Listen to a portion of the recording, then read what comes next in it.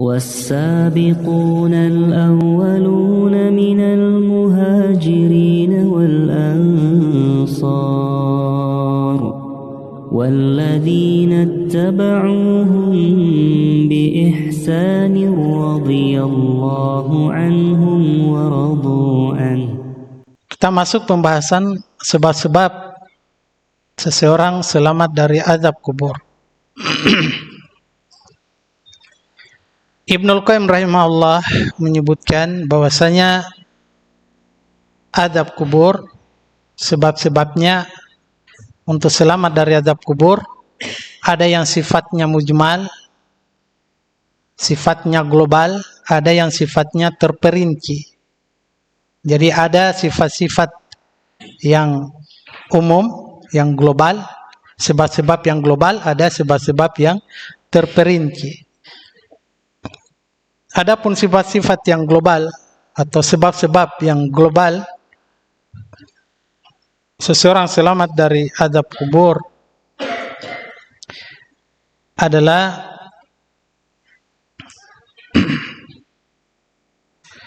menjauhi perkara-perkara yang dimurkai oleh Allah Subhanahu wa taala. Ini sebab-sebab secara global, secara umum. Ya, dari agar selamat dari azab kubur adalah menjauhi sebab-sebab kemurkaan Allah Subhanahu wa taala. Kemudian senantiasa memperbaharui taubatnya, senantiasa memperbaharui taubatnya. Itu sebab-sebab secara global. Kemudian yuhasibu nafsahu, selalu menghisap dirinya, selalu mengintrospeksi dirinya. Ya. Memikirkan tentang kekurangan-kekurangannya, kelalaian-kelalaiannya, sehingga dengan itu dia bisa memperbaikinya. Kemudian menjauhi dosa-dosa, menjauhi dosa-dosa.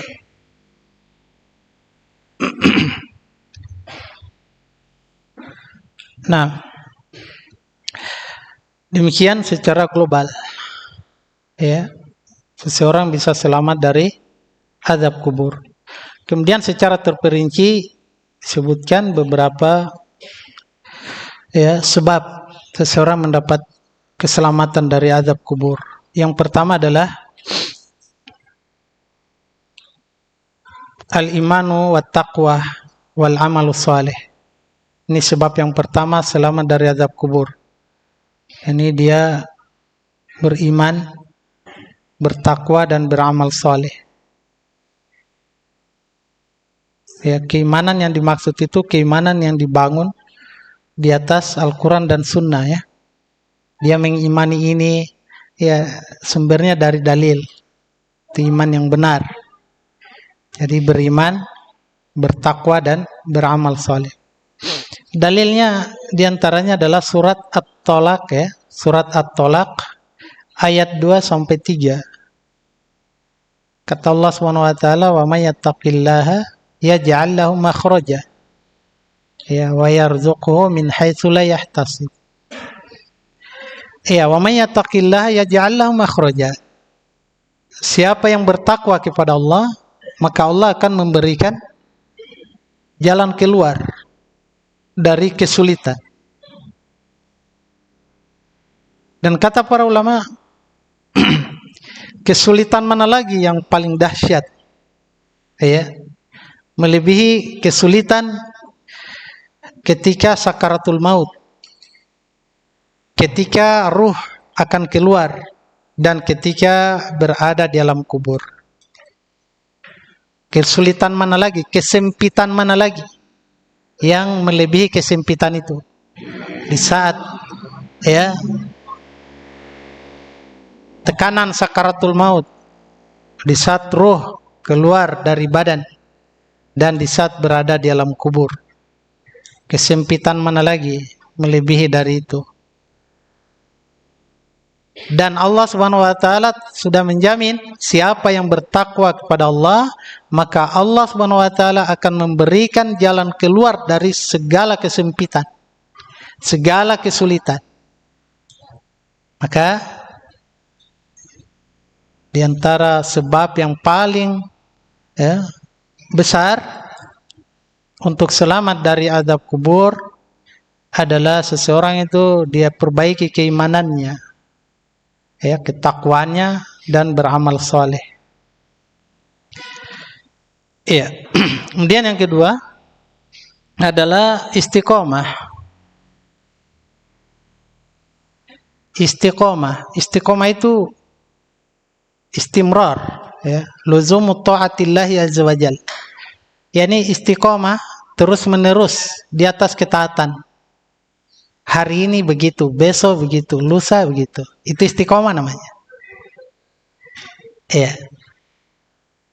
Dan amalan yang terbaik itu adalah adwamuha wa inqal.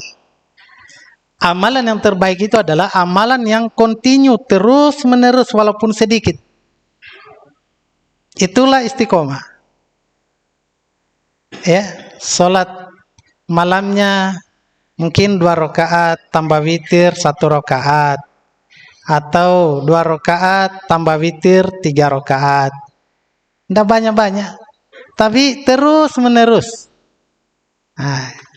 Ini istiqomah. Sebab ikhwan fillah, siapa yang istiqomah pada sesuatu, maka dia akan meninggal di atas sesuatu tersebut.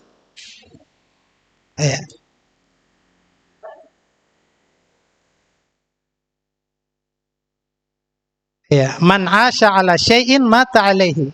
Siapa yang hidup di atas sesuatu, maka dia akan meninggal di atas sesuatu itu. Hidup dengan perbuatan itu terus menerus, maka dia akan meninggal di atas perbuatan itu.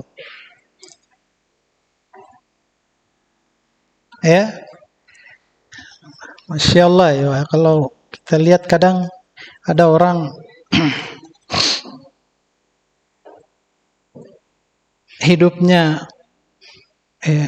tanpa arti, kalau tidak ada kameko, ballo.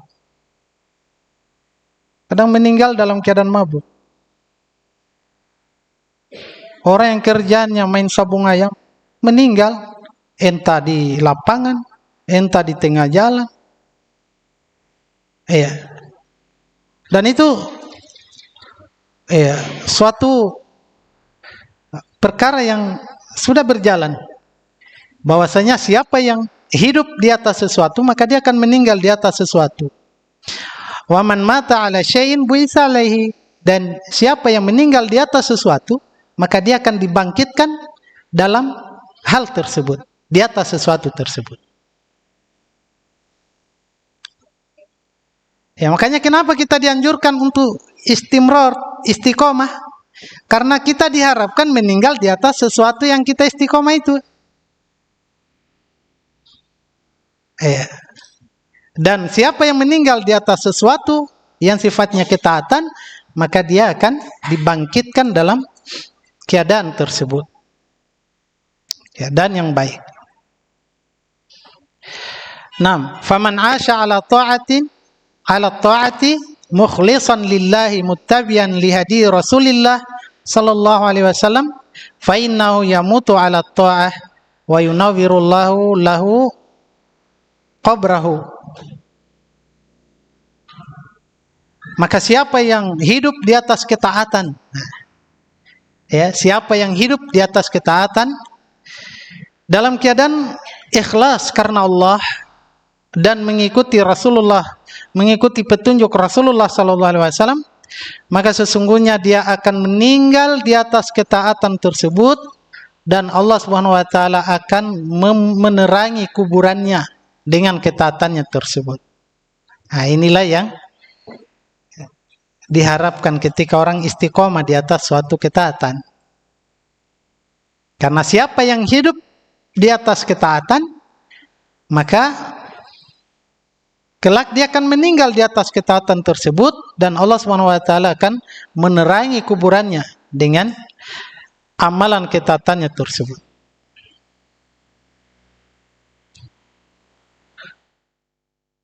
Dan istiqomah itu berat, ya.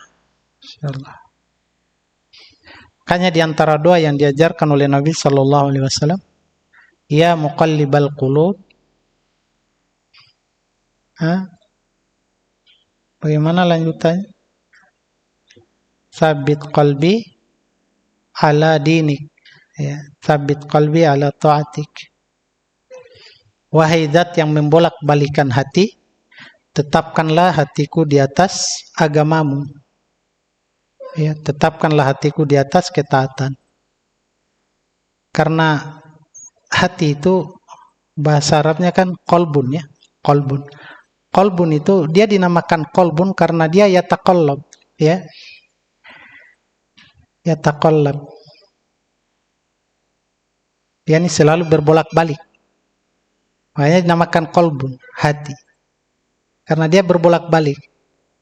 Hari ini semangat, besok loyo. Hari ini semangat lagi, besoknya lemah lagi. Apalagi kalau sudah ada pemicu-pemicunya untuk lemah, ya lemah betul. Itulah hati. Makanya dinamakan qalbun. Ya, yataqallab.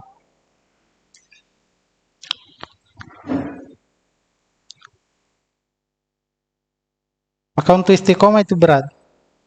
Sudah setan selalu berusaha menghalangi, ya, ditambah lagi jiwa ini asalnya malas, selalu mendorong kepada kejelekan, ditambah lagi dengan lingkungan yang tidak mendukung, ya, untuk istiqomah berat. Olehnya itu ikhwan fillah, di antara manfaat teman yang baik itu adalah selalu menguatkan kita untuk semangat di atas ketaatan. Itu teman yang baik. Ya, kalau berteman dengan orang-orang yang justru melemahkan kita dalam beragama, itu dihindari. Itu penyakit. Ya. Baik, kemudian yang berikutnya, yang ketiga adalah asy-syahadah fi sabilillah. Ya, sebab yang ketiga selamat dari azab kubur adalah orang yang mati syahid, yakni syahid di jalan Allah. Ya, orang yang mati syahid itu disebutkan dalam hadis yang sahih, disahihkan oleh Syekh Al-Albani rahimahullah, bahwasanya orang yang mati syahid di medan jihad itu mendapatkan 7 keutamaan. Yang pertama, dia akan diampuni dosanya. Pertama kali darah menetes dari lukanya. Begitu darah menetes dari lukanya, orang yang mati syahid itu sudah diampuni dosanya. Ya. Kemudian yang kedua, diperlihatkan kepadanya tempatnya di surga. Langsung diperlihatkan tempatnya di surga. Ini orang yang mati syahid. Ya, kemudian wa yuhalla hullatal iman. Diberi perhiasan untuknya dengan perhiasan iman. Diberi perhiasan dengan perhiasan iman. Yang ketiga, ya. Yang keempat, orang yang mati syahid itu akan dinikahkan dengan 72 bidadari. Ya. Orang yang mati syahid akan dinikahkan dengan 72 bidadari dari surga. Kemudian yang ke berapa? Kelima. Yang kelima, ini poinnya, yakni aman dari azab kubur. Ya. Wa yujaru min azabil qabr. Dia diamankan dari azab kubur. Orang yang mati syahid. Iya.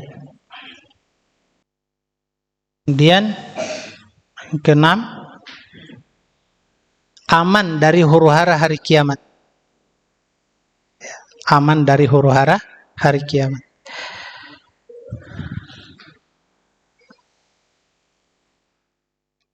Kemudian diberikan kepadanya untuk mensyafaati 70 orang dari keluarganya. Mensyafaati 70 orang dari keluarganya. Ini hebatnya ya, orang yang mati syahid. Dan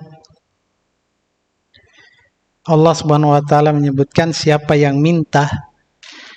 meminta kepada Allah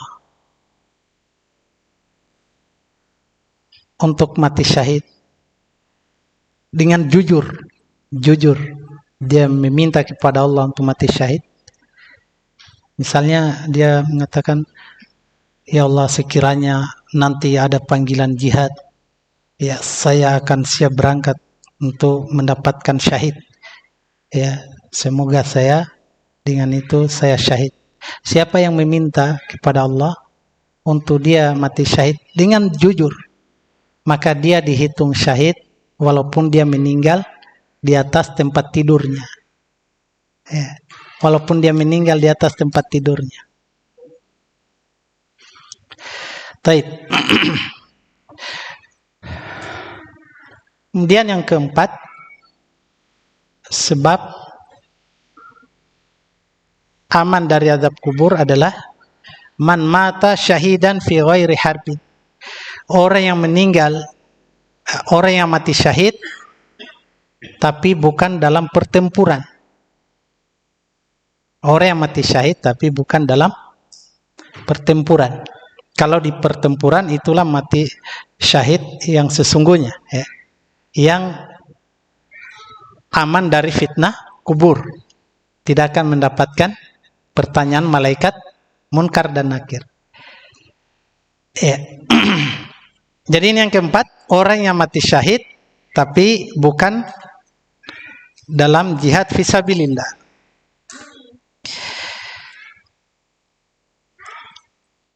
Ya, Nabi SAW pernah berkata kepada para sahabatnya. Kata beliau, apa yang kalian, menurut kalian, siapakah orang yang mati syahid? Menurut kalian, siapakah orang yang mati syahid? Maka para sahabat bertanya, wahai Rasulullah, orang yang mati syahid itu adalah man qutila fi sabilillah fahuwa syahid. Siapa yang meninggal, siapa yang terbunuh di jalan Allah, maka dia syahid. Nah, para sahabat menjawab begitu. Yang mati syahid itu adalah orang yang terbunuh di jalan Allah. Maka kata Nabi, ya, kalau begitu sesungguhnya syuhada dari umatku ya sangat sedikit sekali. Kalau yang mati syahid itu adalah orang yang terbunuh di jalan Allah, kalau hanya itu yang mati syahid, berarti ya amat sedikit dari umatku yang menjadi syuhada. Ya. Maka para sahabat berkata, ya, famanhum ya Rasulullah. Kalau begitu, siapa mereka wahai Rasulullah? Maka Nabi SAW mengatakan, siapa yang terbunuh di jalan Allah, maka dia syahid. Ya.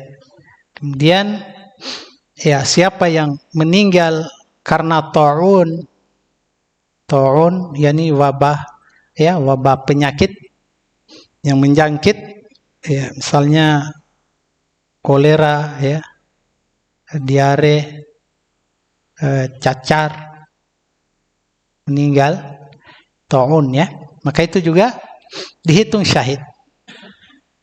Ya, dihitung syahid. Waman mata fil batni fahuwa syahid.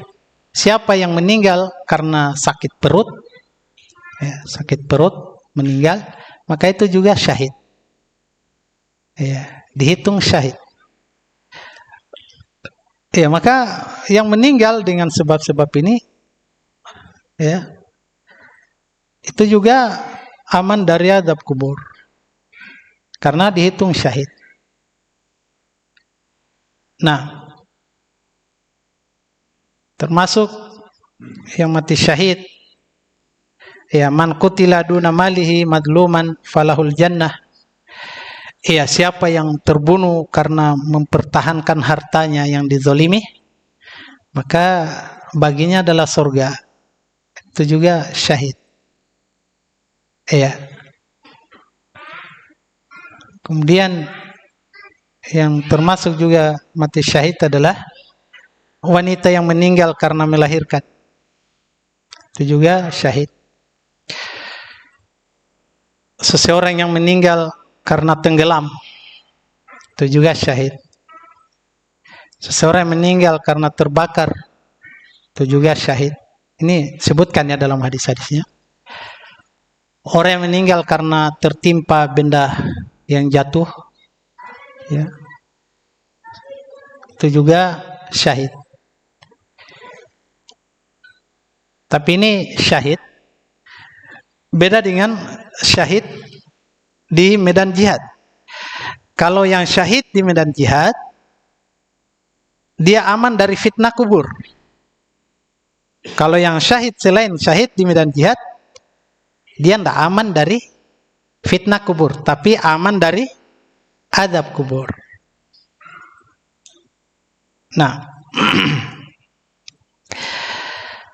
baik ikhwani fillah rahimani wa rahimakumullah.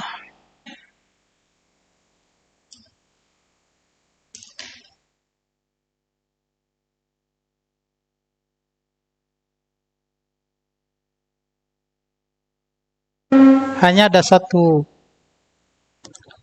satu poin yang perlu kita tekankan di sini, ya kawan.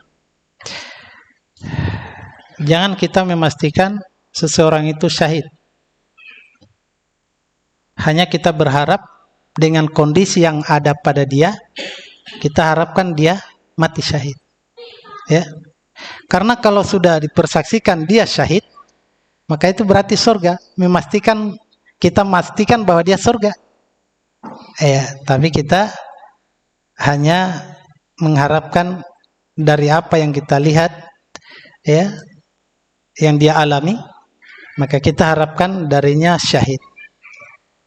Tapi kita tidak memastikan. Ya, ini yang poin yang menjadi akidah, ya, di antara akidah Ahlussunnah wal Jamaah. Kita tidak boleh memastikan seseorang itu secara person-person, individu-individunya kita pastikan, oh dia surga atau dia neraka. Itu tidak boleh. Ya, kecuali ya orang-orang yang sudah disebutkan dalam ayat Al-Quran atau dari hadis Nabi Sallallahu Alaihi Wasallam. Seperti misalnya Fir'aun, ya jelas. Ya. Abu Lahab, jelas dalilnya. Demikian juga kalau disebutkan dalam hadis-hadis. Taib. Kemudian yang berikutnya menjadi sebab aman dari azab kubur adalah al-murabitatu fisabilillah. Orang yang berjaga-jaga di perbatasan ketika jihad fisabilillah. Kita sudah sebutkan tadi, ini salah satu golongan yang tidak akan mendapatkan fitnah kubur. Ya. Mereka juga adalah aman dari azab kubur.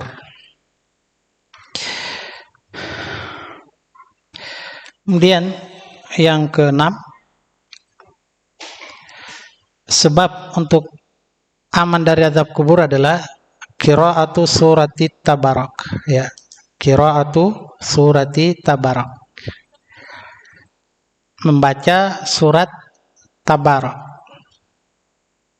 Selalu membaca surat tabarak. Surat apa tabarak? Surat apa? Umat Ramadan. Al-Mulk. Nah, jadi selalu membaca surat Al-Mulk. Olehnya itu penulis mengatakan la taghfalu an qiraati suratil mulk. Jangan kalian lalai dari membaca surat Al-Mulk kulla lailatin, setiap malamnya. Ya, setiap malamnya. Falaqad akhbar al-habibu sallallahu alaihi wasallam annaha tamna'u min adzabil qabr. Sungguh Al-Habib, ya, Rasulullah sallallahu alaihi wasallam telah mengkhabarkan bahwasanya surat Al-Mulk itu menghalangi dari azab kubur. Ya. Rasulullah sallallahu alaihi wasallam bersabda dalam hadis yang sahih, ya, disahihkan oleh Syekh Al-Albani, kata Nabi sallallahu alaihi wasallam, surat Tabarak hiyal mani'atu min adzabil qabr. Surat Tabarak, surat Al-Mulk, dia adalah surat yang menghalangi, ya, dari azab kubur. Dari azab kubur. Ya, surat Tabarak. Taib ikhwani fillah rahimani wa rahimakumullah. Ya, demikian dari apa yang kita sebutkan, tentu ada beberapa yang kadang mudah untuk kita amalkan untuk mendapatkan keamanan dari azab kubur. Tentu ini jangan disia-siakan. Ya, seperti misalnya membaca surat Al-Mulk, ya. Kemudian selalu menjaga, memperbaharui keimanannya, ketakwaannya, ya, beramal saleh. Istiqomah di atas ketaatan tertentu itu menjadi sebab, ya, seseorang untuk mendapatkan keamanan dari azab kubur. Naam, Allahul musta'an. Demikian ikhwan fillah rahimani wa rahimakumullah apa yang kita bisa baca pada kesempatan malam hari ini. Semoga Allah Subhanahu wa taala memberi taufik kepada kita semua dan menjadikan kita sebagai hamba-hambanya yang senantiasa istiqomah di atas ketaatan sampai kita diwafatkan oleh Allah Subhanahu wa taala. Amin ya rabbal alamin. Subhanakallahumma bihamdik, asyhadu an la ilaha illa anta, astaghfiruka wa atubu ilaik.